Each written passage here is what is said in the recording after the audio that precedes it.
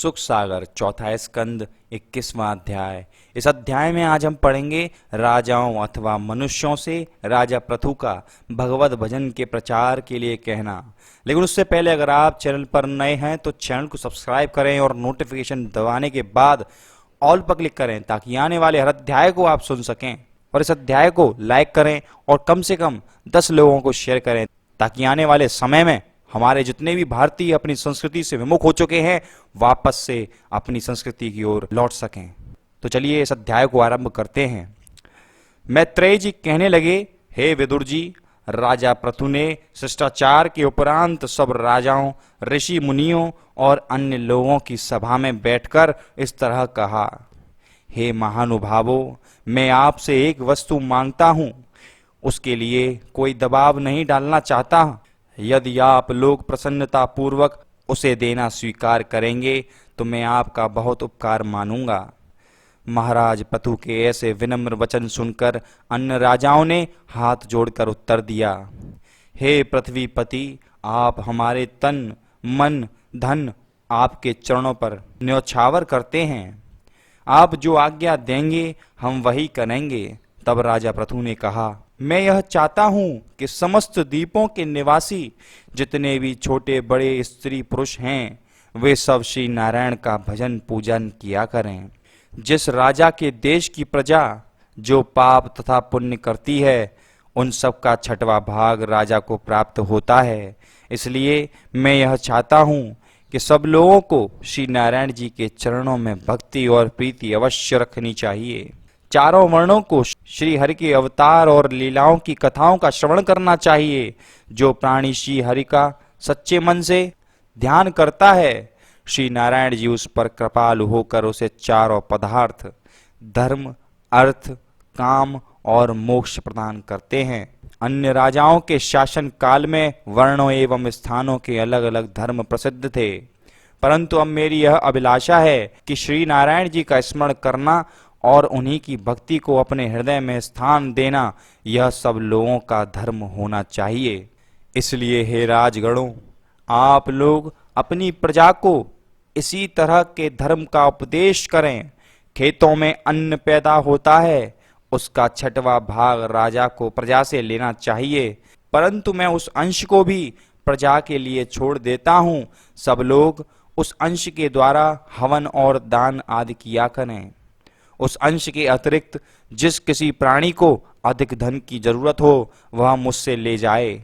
जो लोग शुभ कर्मों में धन खर्च करेंगे मैं उनसे बहुत प्रसन्न रहूंगा। जो धन धर्म में व्यय हो अथवा किसी दूसरे के काम आवे उसी को श्रेष्ठ समझना चाहिए। श्री नारायण जी की भक्ति से मनुष्य की सभी मनोकामनाएं पूर्ण होती हैं तथा मरने के बाद वैकुंठ लोक के सुख की प्राप्ति होती है।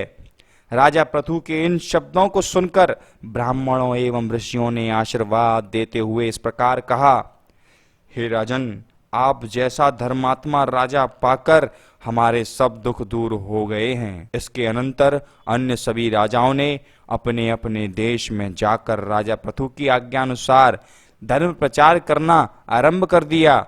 धर्मात्मा राजा पृथु के उपदेश के कारण जब सभी संसारी लोग श्री नारायण जी का स्मरण एवं कीर्तन करने लगे उस समय एक दिन ब्रह्मा जी की सभा में सनकादिक ऋषियों ने इस प्रकार कहा, हे पितामह, मृत्यु लोक में राजा पृथु ऐसा उत्पन्न हुआ है कि उसके उपदेश के कारण संपूर्ण संसार में भागवत धर्म फैल गया है।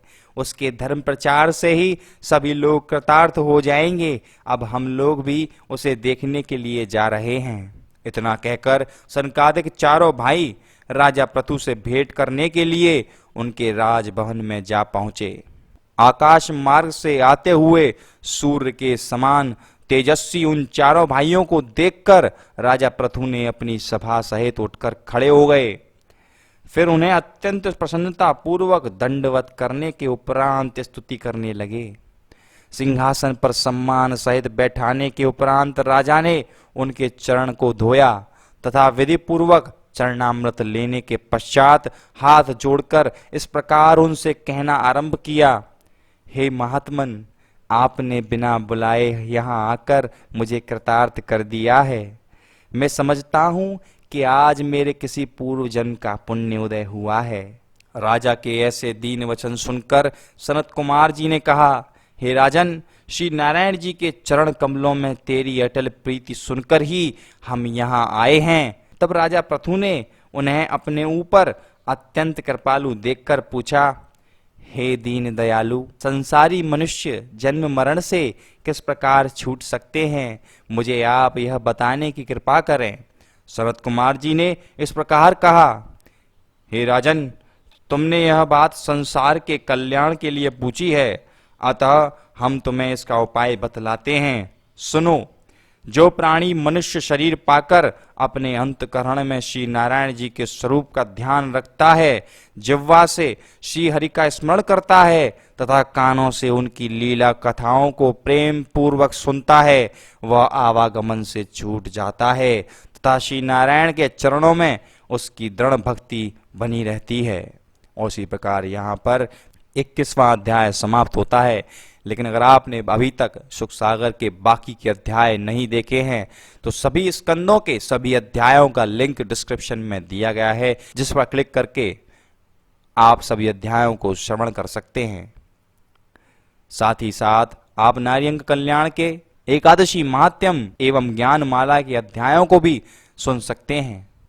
हमारी आपसे एक विनती और है कि इस अध्याय को जितना हो सके यथासंभव शेयर जरूर करें, ताकि हमारे जितने भारतीय लोग अपनी संस्कृति से विमुख हो चुके हैं वो अपनी संस्कृति की ओर वापस से रुझा सकें, क्योंकि यही है सकारात्मक परिवर्तन का मूल उद्देश्य।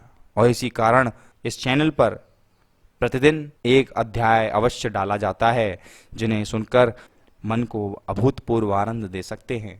हमारा तो यह मानना है कि आपको बचपन से ही अपने पुत्र पुत्रियों को सुख सागर, भगवत गीता इत्यादि ग्रंथों को उनके मस्तिष्क में रमा देना चाहिए।